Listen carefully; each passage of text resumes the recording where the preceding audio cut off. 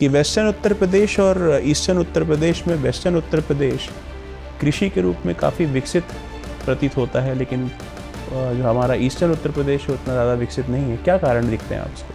3 challenges बताइए जिस पे अभी यूपी को काम करना है, यूपी सरकार को उस पर काम करना है, तो वो कौन से 3 चैलेंजेस हैं जो डेवलपमेंट के लिए बाधक बन रहे हैं? कोई कानून बनाना हो एआई के ऊपर, इसे कंट्रोल करने के लिए, जिससे कि कोई समस्या ना आए, तो उस कानून में कौन से ऐसे प्रावधान हैं जो आप ऐड करना चाहेंगे?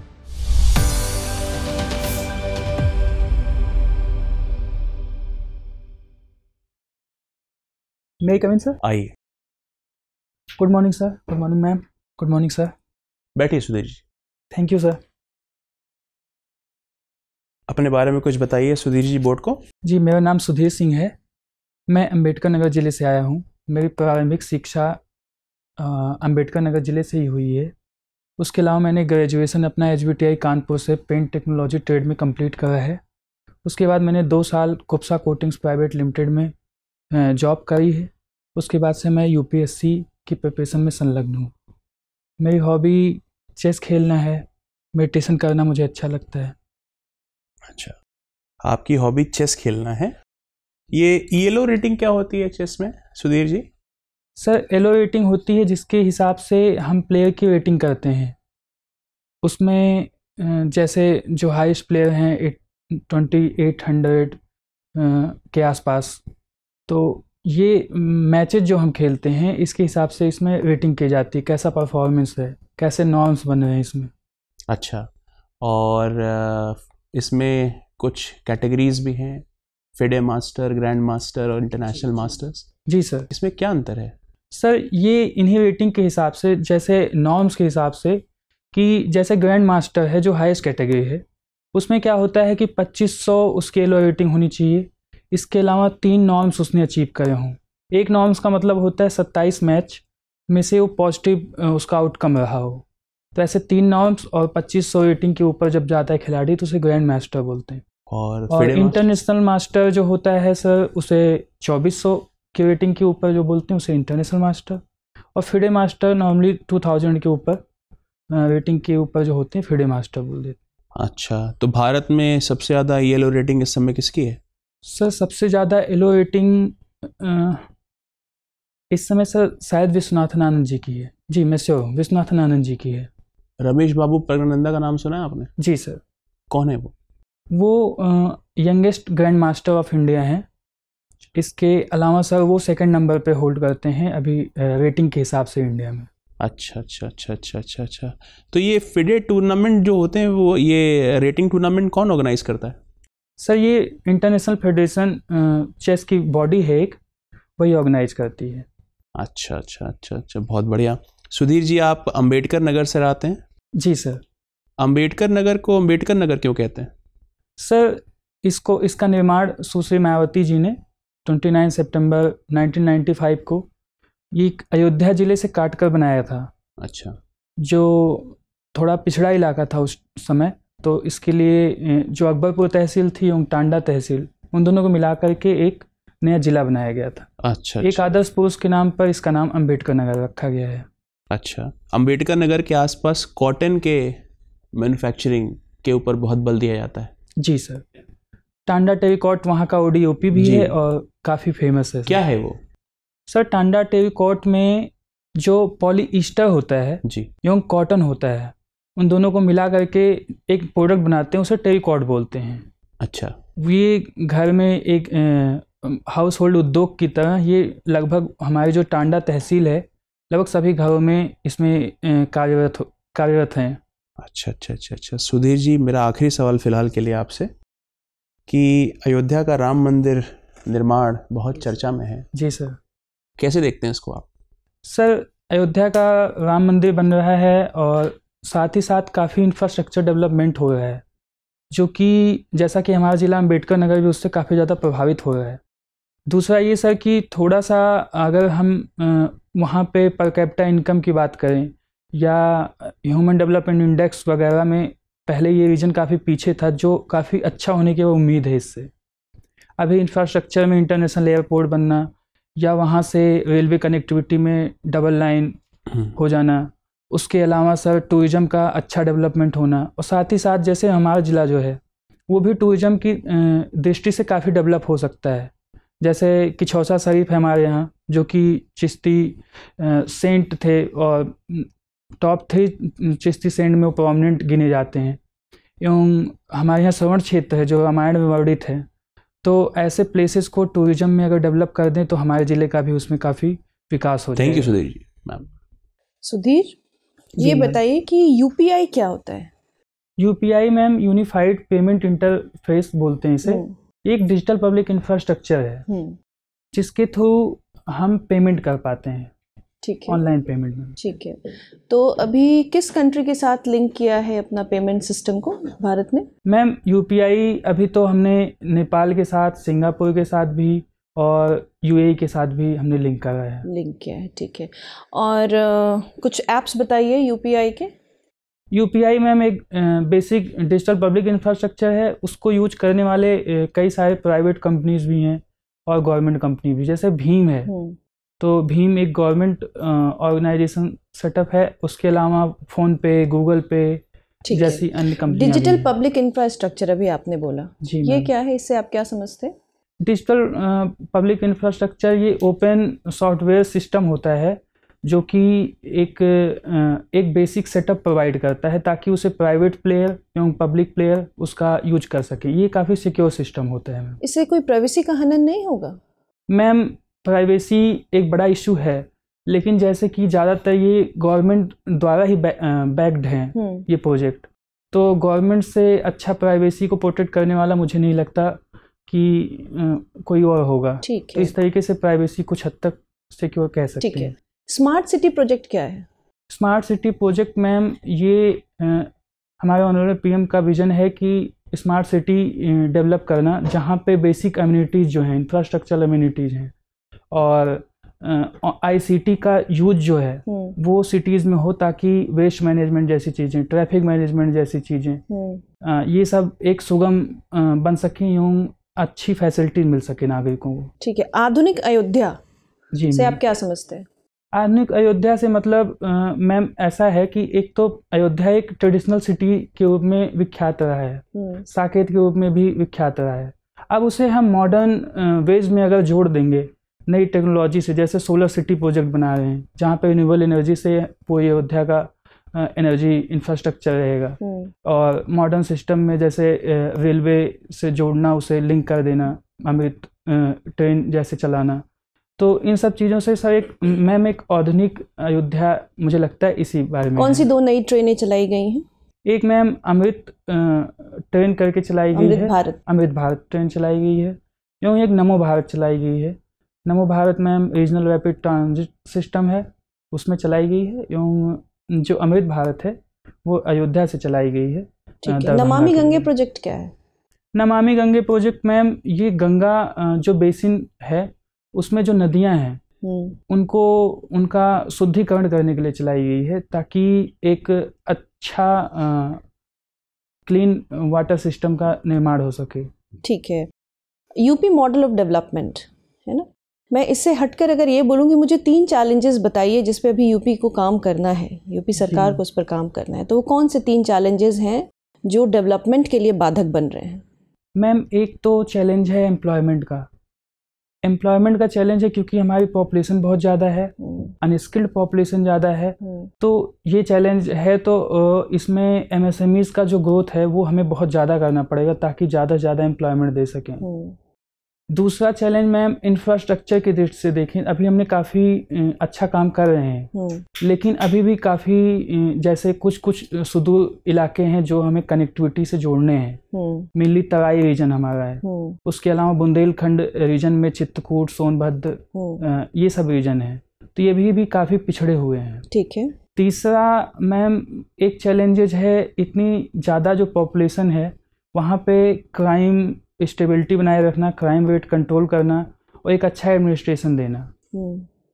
तो मुझे लगता है अगर ये तीनों चैलेंजेस तो हैं, लेकिन ये अपॉर्चुनिटी में बदले जा सकते हैं एक सही डायरेक्शन में कदम उठाकर। ठीक है। Thank you Sudhir sir. Sudhir, आप बनना क्या चाहते हैं? सर मैं एक अच्छा, एक तो पहले व्यक्ति बनना चाहता हूँ और एक सिविल सर्वेंट बनना चाहता हूँ। अच्छा, अगर आप सिविल सर्वेंट नहीं बन पाए तो क्या बनना चाहेंगे? सर मुझे लगता है मैं बन जाऊंगा। एक एग्जाम्पल लेते हैं कि नहीं बन पाए तब क्या? अगर नहीं बन पाया सर तो भी मैं कुछ ना कुछ अच्छा ही करूंगा, मुझे ऐसी अपने ऊपर विश्वास है। और जैसा कि मैंने अपनी जॉब के दौरान भी मैंने कुछ सीखा है, अपनी स्किल सेट बढ़ाई हैं, तो वहाँ पे भी मैं कुछ अच्छा कर सकता हूँ समाज के लिए। ठीक है, आपने अपनी हॉबीज़ में मेडिटेशन लिखा है, हिंदी में क्या बोलते हैं इसको? मेडिटेशन को हिंदी में सर ध्यान बोलते हैं। इसकी कोई परिभाषा है? सर परिभाषा एग्जैक्ट तो नहीं है, लेकिन इसे हम ऐसे कह सकते हैं कि मेडिटेशन एक तरीके से अपने इंटरनल सिस्टम में जाने का और बीइंग इन प्रेजेंट में रहने का। जैसे हम प्रेजेंट में रह सकें खुद। जैसे नॉर्मली क्या होता है, हमारा मन होता है जो वो या तो पास्ट में जाता है ज़्यादा या फ्यूचर में ज़्यादा सोचता है। वो मन एक नियत करके जो प्रेजेंट में रहने की विधि है उसे हम मेडिटेशन कह सकते हैं। तो जिस तरह से आप बता रहे हैं सुनने में तो इंटरेस्टिंग लग रहा है, तो क्या आज के लोगों में इसकी ज़रूरत है या नहीं है? जी सर, मुझे लगता है इसकी बहुत ज़्यादा ज़रूरत है। जैसे कि मॉडर्निज्म जिस हिसाब से बढ़ रहा है, हम लगातार या तो फ्यूचर या तो पास्ट इन सब में उलझे रहते हैं। बीइंग इन प्रेजेंट बहुत ज़्यादा इम्पॉर्टेंट हो जाता है। क्योंकि रिसर्चर के हिसाब से भी सर इससे न्यूरल कनेक्टिविटी ज़्यादा बढ़ती है अगर हम बीइंग प्रेजेंट रहें, अपनी सांसों को फोकस करें एवं प्रेजेंट में हुई अपनी बॉडी को एनालाइज करें या अपने इंट्रोस्पेक्शन करें, एग्जामिन करें अपने खुद को। तो मुझे लगता है सर ये बहुत ही ज़्यादा ज़रूरी है, एक हेल्थ बेनिफिट के लिए, एक मेंटल फिटनेस के लिए भी। ठीक है, अगर आपके सामने विकल्प हो, जी सर, किसी एक का खर्च उठाना है पढ़ाई का, एक दिव्यांग है और एक बालिका है, उनमें से किसी एक का खर्चा उठाना है पढ़ाई का, किसका उठाना चाहेंगे और क्यों? सर वैसे तो दोनों का ही उठा सकते हैं, कुछ कुछ पार्ट करके। अच्छा चलिए ठीक है, कुछ और सवाल पूछ लूं? नहीं सर, मैं बताने की कोशिश करता हूँ। मुझे लगता है सर मैं बालिका का खर्चा उठाऊंगा। क्योंकि एक बालिका है, अगर वो एजुकेटेड हो जाएगी तो इससे आने वाली जो जनरेशन है उस पर भी काफ़ी इम्पैक्ट पड़ेगा। इसके अलावा सर दिव्यांग है, उसका भी एजुकेशन इम्पॉर्टेंट है, ये भी मुझे लगता है। एआई को लेकर आपकी क्या राय है?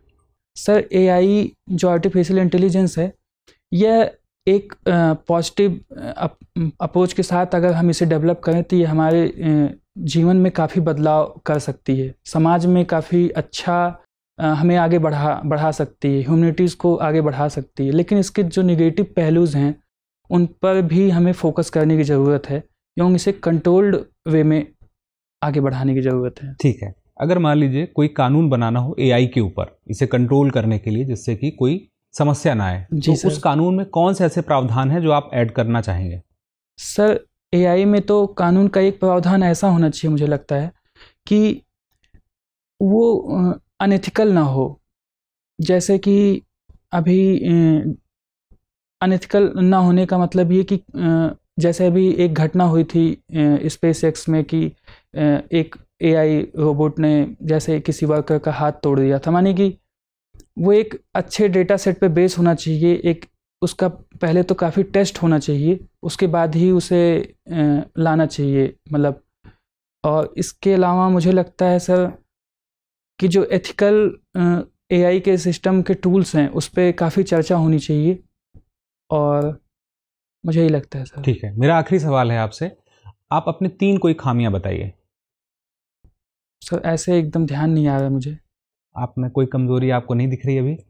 नहीं सर, कुछ कमजोरी तो हैं, लेकिन हाँ मैं उन्हें दूर करने के लिए प्रयास काफ़ी हद तक कर रहा हूँ। चलिए एक बताइए। एक तो कमजोरी थी, मैं रात में देर तक जगता हूँ, तो उसे मैं अब काफ़ी हद तक मैंने कम कर दिया है। सुधीर जी, अपराधी सरेंडर क्यों कर रहे हैं थाने पर आकर?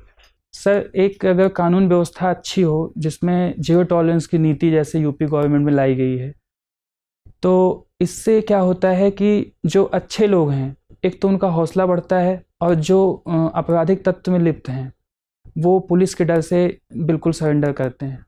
ये एनकाउंटर का डर है कि वाकई में अपराध नियंत्रण का डर है? सर ये अपराध नियंत्रण का ही डर मुझे लगता है। अपराध नियंत्रण का डर लगता है, एनकाउंटर का डर नहीं है? एनकाउंटर तो सर थाने के बाहर अपराधियों का पूरा हुजूम इकट्ठा हो जाता है, एनकाउंटर प्लेकार्ड लेकर के सब थाने के अंदर पहुंच जाते हैं कि हमको गिरफ्तार कर लीजिए। जी सर। ये तो रूल ऑफ लॉ कितना वास्ट करता है सोचने की ज़रूरत है। एनकाउंटर का ही तो डर है जिसमें ऐसे लोग सरेंडर कर रहे हैं। आपको नहीं लगता कि ये जो जितने एनकाउंटर्स हैं उसमें यूपी गवर्नमेंट को कटघरे में खड़ा करना चाहिए? सर अदालत में जाने के लिए सभी स्वतंत्र हैं, और जैसा कि इनकाउंटर में भी लोग अदालत जाते हैं, अभी तक तो ऐसे कोई केस नहीं आए कि कोई इलीगल इनकाउंटर हुए हों। तो ऐसे में यही लगता है कि जरूर ये लॉ एंड ऑर्डर कुछ अच्छा हुआ है पहले से। ऐसा भी क्यों कहते हैं कि उत्तर प्रदेश में कानून व्यवस्था पहले वास नहीं करती थी, अब कानून व्यवस्था का पूरा राज जा चुका है? ऐसा क्यों बोलते हैं लोग? सर अगर हम एनसीआरबी की रिपोर्ट के अनुसार देखें तो कानून व्यवस्था का कुछ परिणाम हमें दिखता है फैक्ट के रूप में कि हमारे जो क्राइम वगैरह हैं, क्राइम अगेंस्ट वुमेन, तो वो भी काफ़ी कम हुए हैं, और बाकी और भी क्राइम जैसे आपराधिक मामले और फिरौती लेना, इन सब में काफ़ी कमी देखी गई। इवन 32%, 52% ऐसे करके इन सब में अलग अलग डेटा के हिसाब से। मेरा आखिरी सवाल सुधीर जी आपका कि वेस्टर्न उत्तर प्रदेश और ईस्टर्न उत्तर प्रदेश में वेस्टर्न उत्तर प्रदेश कृषि के रूप में काफ़ी विकसित प्रतीत होता है, लेकिन जो हमारा ईस्टर्न उत्तर प्रदेश है उतना ज़्यादा विकसित नहीं है। क्या कारण दिखते हैं आप इसको? सर वेस्टर्न उत्तर प्रदेश में मेनली 27 ज़िले आते हैं। यूँ इसका ग्रीन रिवॉल्यूशन का जो प्रभाव पड़ा था वो वेस्टर्न यूपी पे सर ज़्यादा पड़ा था, जबकि ईस्टर्न यूपी में थोड़ा सा कम रहा है इसका प्रभाव। क्यों? सर एक तो ये है कि यहाँ पे जो पहले से ही थोड़ा एक बेस होता है जो वो यहाँ पे अच्छा था, किसान ज़्यादा समृद्ध थे शुरू में ही, ग्रीन रिवॉल्यूशन के पहले ही। तो उन्होंने जो पेस्टिसाइड है और फर्टिलाइज़र है उनका यूज शुरू से ही आरंभ कर दिया। ये तो यहाँ पर भी ईस्टर्न उत्तर प्रदेश में भी कर सकते थे। मेन कारण क्या देखते हैं आप इसका? मेन रीज़न सर मुझे लगता है सर, एक तो यहाँ पे एक इफ़ेक्ट जो होता है जैसे हरियाणा, पंजाब और ये वेस्टर्न यूपी, यहाँ पे गवर्नमेंट का फोकस ज़्यादा रहा है फर्टिलाइज़र का और पेस्टिसाइड का यूज करने में, ग्रीन रिवॉल्यूशन को सही से पहुँचाने में। यहाँ के किसानों की एक ऑर्गेनाइजेशन भी रही है जो डोमिनेंट रही है पॉलिटिक्स में। तो मुझे लगता है ये सब रीजन थोड़े ज़्यादा लैंड होल्डिंग से कुछ रिलेट कर पा रहे हैं? बड़ा लैंड है ईस्टर्न उत्तर प्रदेश में, जी सर, तो मॉडर्न टेक्नोलॉजी का यूज ज़्यादा होता है। जी जी। ठीक है सुधीर जी, आपका इंटरव्यू समाप्त होता है, अब आप जा सकते हैं। Thank you sir. Thank you ma'am. Thank you sir.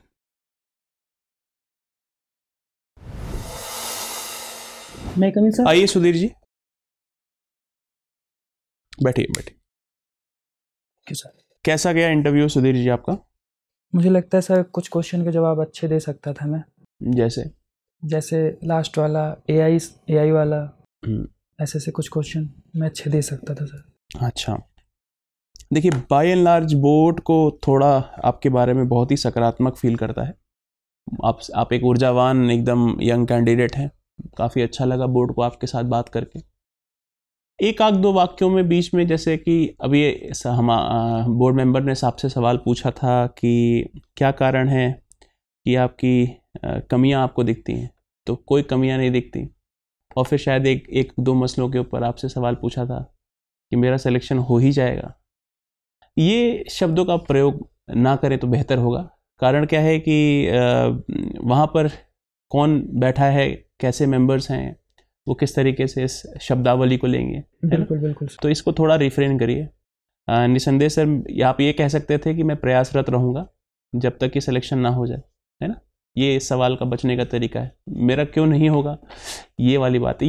ये एस्पिरेंट के लिए अच्छी है कि जब आप तैयारी कर रहे होते हैं तो अपने मन को समझाने के लिए, लेकिन क्योंकि जब बोर्ड के पास आप बैठते हैं तो बोर्ड का बहुत सारा ईगो होता है, वहाँ पर बहुत सारा ईगो होगा। क्योंकि ये मॉक इंटरव्यू है तो मॉक इंटरव्यू का काम ही यही होता है कि आपकी कमियों को तुरंत पकड़ लेना। तो ये एक सबसे ज़रूरी चीज़ है। आप कॉन्फिडेंट रहिए, बहुत ज़्यादा ओवर कॉन्फिडेंट नहीं होना है, अपने आप को कंट्रोल करके रखिए। बाकी सब चीज़ों में आप बेहतरीन हैं। मतलब पूरे बोर्ड को लगता है कि you are definitely going to be qualifying this examination with flying colours. Thank you right. तो बहुत ही अच्छा आपने किया। एक दो जगह पर जैसे सोलर सिटी के बारे में, है ना, अमृत भारत जो आप ट्रेन का उसका नाम मिस कर गए थे। जी सर। और नया एयरपोर्ट खुल रहा है काशी तमिल संगम के बारे में, ये सारी चीज़ें आपको देखनी चाहिए। जी सर। बाकी रूल ऑफ लॉ के बारे में आपने बहुत ही अच्छा उत्तर दिया, ये आपका मेरिट है। आपका मतलब स्ट्रॉन्ग एरिया अगर पूरे बोर्ड से एनालाइज करने को बोला जाए तो आपका स्ट्रॉन्ग एरिया उत्तर प्रदेश की जानकारी है उत्तर प्रदेश के बारे में है, आपका अपना क्षेत्र है अम्बेडकर नगर, टांडा टेरिकॉट, ODOP है, आप जानते हैं थे इस बारे में, इसीलिए मैंने इसको लिंक करके भी आपसे पूछा। तो ये आपका स्ट्रॉन्ग एरिया है, तो बोर्ड को इसी के आसपास कोशिश करिएगा आप रिवॉल्व कराएं, ज़्यादा ग्रे एरिया मत दीजिएगा कि बहुत ज़्यादा। बाकी इंट्रोडक्शन भी अच्छा है, बॉडी का पोस्चर, सॉक्स का कलर आप बदल लीजिएगा। ओके सर, ये सब ब्लू में रख लूँ? ब्लैक ले लीजिएगा। अच्छा, ब्लैक ले लीजिएगा, पूरा ऊपर तक का लीजिएगा, ये इनफॉर्मल सॉक्स मत पहन के जाइएगा वहाँ पर। बाकी आप तैयार हैं उस चीज़ के लिए, ठीक है? कुछ और भी चीज़ पूछनी है आपको सर? बाकी आवाज़ वगैरह बहुत ही बढ़िया, बहुत ही संतुलित आवाज़ थी, हैंड मूवमेंट्स भी बहुत ज़्यादा नहीं थे। आप एकदम, मुझे लगता है कि आपने पहले कभी इंटरव्यू दिया है क्या? नहीं सर। अच्छा, ये पहला मौका है जी। बहुत ही अच्छा, मतलब डिसिप्लिन भी था और आपके अंदर वो परिपक्वता थी। हो सकता है आपने कॉलेजेस के अंदर इंटरव्यूज फेस किए होंगे इसकी वजह से। बाकी मुझे नहीं लगता कि जैसे बच्चे काफ़ी ज़्यादा प्रॉब्लम्स के साथ आते हैं, आप बहुत अच्छे तैयार हैं। मुझे लगता है कि किसी प्रकार की कोई समस्या नहीं है, यू आर ऑलरेडी देयर। बस इस चीज़ को थोड़ा सा कंट्रोल करिएगा, ऐसा कोई शब्द मत वहाँ पर बोल दीजिएगा जिससे किसी को थोड़ी सी चुभन भी हो जाए। समझ गया। क्योंकि अगर 10-5 नंबर भी इधर से उधर हो जाएगा तो आप सीधे ऊपर के पद पर मिस कर देंगे। तो दोनों चीज़ें आपको ध्यान में रखनी है कि अच्छे पद पर आपको जाना है। तो ये अपॉर्चुनिटी है, इस अपॉर्चुनिटी को ग्रैब कर लीजिए। इंटरव्यू आपके लिए समस्या नहीं है, ठीक है? बहुत ही बढ़िया कैंडिडेट आप लगे और पूरे बोर्ड को इस बात का भरोसा है कि आपको अच्छा नंबर मिलेगा। बस इन बातों पर ध्यान दीजिए। और कुछ पूछना है आपको? नहीं सर, इस पे काम करूँगा सर। हाँ, करंट अफेयर्स को देख लीजिएगा बस जा करके, करंट अफेयर्स देख लीजिएगा। जो 2-3 चीज़ें हैं, खास करके आपका सोलर सिटी और अयोध्या के राम टेम्पल का बनने पे एक वहाँ की इकोनॉमी पे किस तरीके से प्रभाव पड़ रहा है, वो सब देख लीजिएगा। बाकी यू आर ऑलरेडी देयर, आप वहाँ पर हैं जहाँ पर जिस चीज़ के लिए आप कर रहे हैं वो आपके पूरे स्ट्रगल में दिखता है। तो बहुत सारी शुभकामनाएं। Thank you sir, thank you sir, thank you ma'am.